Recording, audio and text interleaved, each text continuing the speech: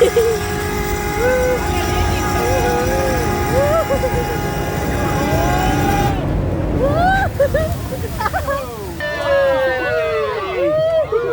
was fun.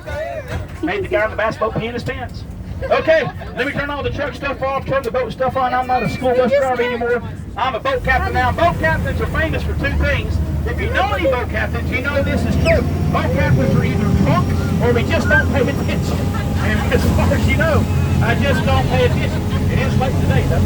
Very rarely do I ever look that way. If I'm about to hit something, y'all let me know. Taking pictures, we'll see everything twice. We've got to come back to the same boat ramp, so we'll see everything twice. Welcome to the Tennessee River. Tennessee River is a very historic river. It's a very long river. It starts about 130 miles in front of us, just in Knoxville, Tennessee, where we just beat the LSU Tigers in baseball.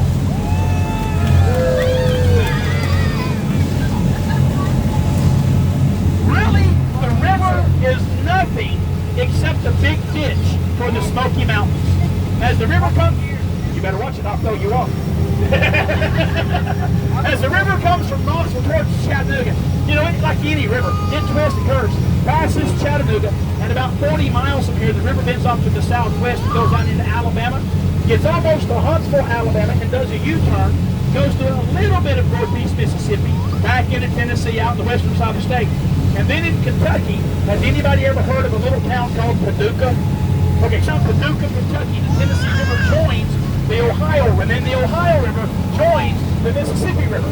And the Mississippi River runs down their house out to the Gulf of Mexico. If we were in outer space looking down at the Tennessee River, it looks like a 600-mile horseshoe. But if you zoom in on a map and look really close at the river, the whole thing does this. It is all over the place. The Tennessee River is the only river in the northern hemisphere that naturally flows north, east, south, and west. It's crooked. That is one of the biggest reasons why the river floods so quickly, is because it's so crooked. The worst flood that I remember seeing in downtown was in 2010.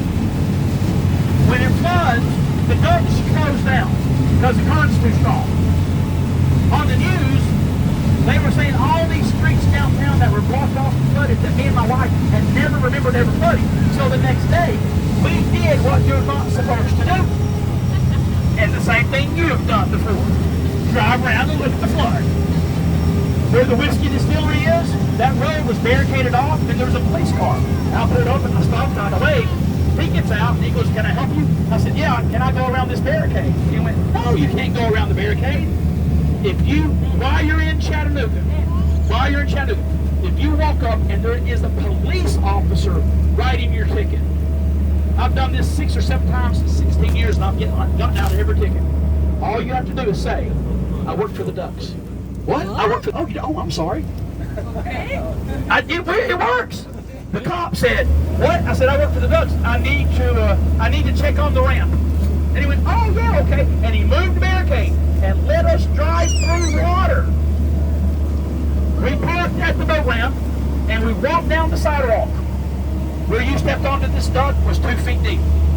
The river was over the bank and it was 2 feet deep right there.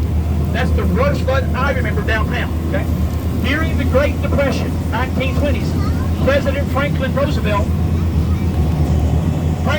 needed somehow to create jobs in the South for the economic recovery, and he also needed someone to take responsibility of the flooding of the Tennessee Valley. And I think he killed 2 birds with 1 stone. In 1927, Roosevelt created the Tennessee Valley Authority, TVA. First big job that TVA had, control the floods. From 1920 to 1940, TVA built 9 big dams off the river. The 2 nearest dams to us, 8 miles in front of us, still in Chattanooga, Chickamauga Dam. 35 miles behind us downriver in Nickajack, Tennessee, is Nickajack Dam. And whenever you build a dam on a river, it blocks the flow and it forms a lake. We're in the Tennessee River, but we are also in Nickajack Lake. The people in charge of the flow of the river is TVA, which is federal. People in charge of the shoreline, the Army Corps of Engineers, which is federal. The Tennessee River is federal water. This is actually part of the intercoastal waterway, which means on this boat, we keep going, and I can take you to Boston, Massachusetts.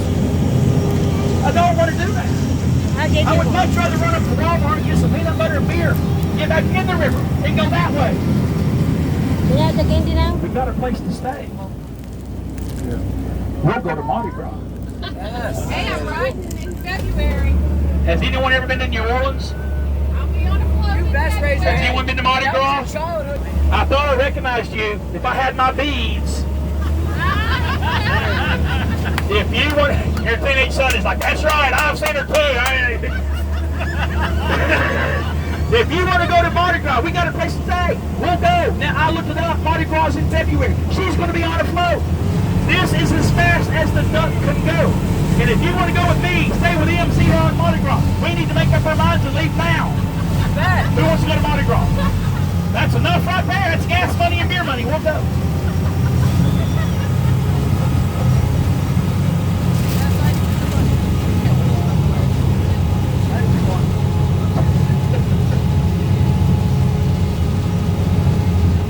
Okay, here in a few minutes, not yet, in a few minutes, I do not care how young, I do not care how old you get in the front seat and drive the boat. We would take turns in a few minutes and I'll let everyone that wants to drive. Now, before I let anyone drive the boat, I need to teach you some boat things. On any boat in the world, a big boat, a little boat, in Tennessee, in Germany, it does not matter. You never turn a boat to the right. Never. Never turn a boat to the left. On a boat, there is no such thing as right and left. This side of the boat is always called Steuerbord! Steuerbord! That's German for starboard. This is the starboard side of the boat. Originally, that word was not starboard. Originally, the word was steerboard. In the 14th century, Vikings, the way they would steer the boat, they had a wooden board, they would run in the water on this side of the boat. And in English, that word would be steerboard, and that went all across Europe. And sailors picked that up. And whether you had one or not, in Europe, the sailors started calling that the steerboard side of the boat. And then they went to Germany and had a lot of beer. And it went from steerboard to starboard side. What's this side called? Port.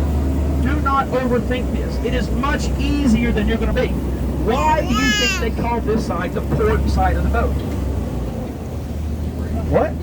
Say it. That's where you port That's where you would port the boat. The Royal Navy, wherever they were in the world, when a Royal Navy ship would port, they would always tie up at the dock on this side of the boat. So this is the side you would get